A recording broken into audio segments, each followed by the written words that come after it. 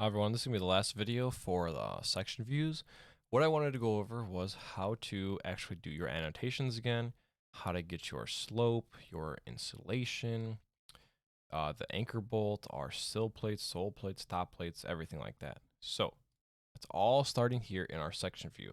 Maybe you have section 1, maybe section 2, doesn't matter, the name of it, but we want to do it in the section. Now, to create our top plates, for example, the way you do this, you go to component, then you have dimensional lumber. We're using 2x6s. So if I hit my space bar, it'll rotate it for me, and then I can go place these in here.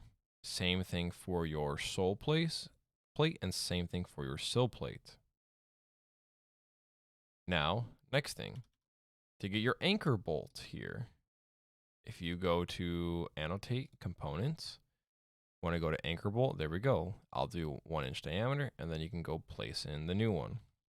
That's the another thing we need. Our insulation. So insulation here. If I click and drag, there we go. That's how you draw that in. Now, my thickness I have here for my walls is a 2x6 studs. I have 5.5. For my top ceiling here, I have 7 1/4. Same thing for your crop region. If you want to, don't make it super huge like this. Bring it in a little bit as well. For your sheet on your A13, we want our ceiling, first floor, all of our levels to be on the inside of the house. All of our annotations here are going to be on the outside here. So we want to make sure we change those.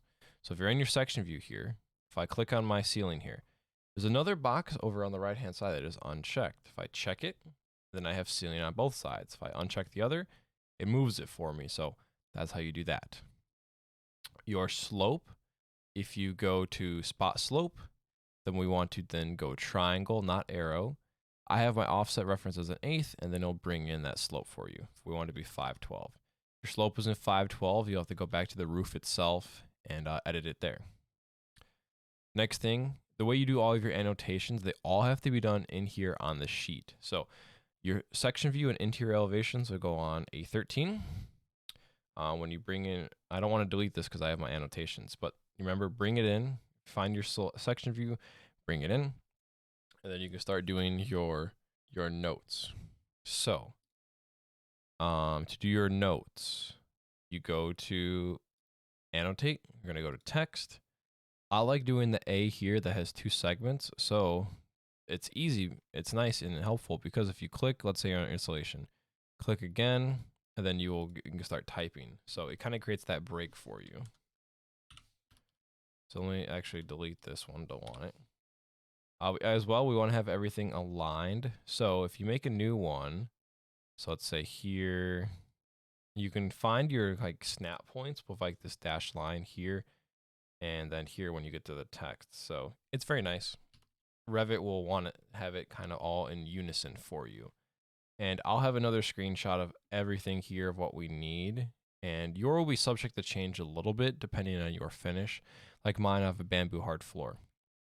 For yours, maybe it's not bamboo. Maybe it's cherry hardwood floor. Things are going to be subject to change. You'll need your sill plate, a sole plate for your wall, double top plate as well. This is all for the section view. And don't remember, make sure we get that insulation in the basement or crawl space for this project. And yeah, that's going to be the section view.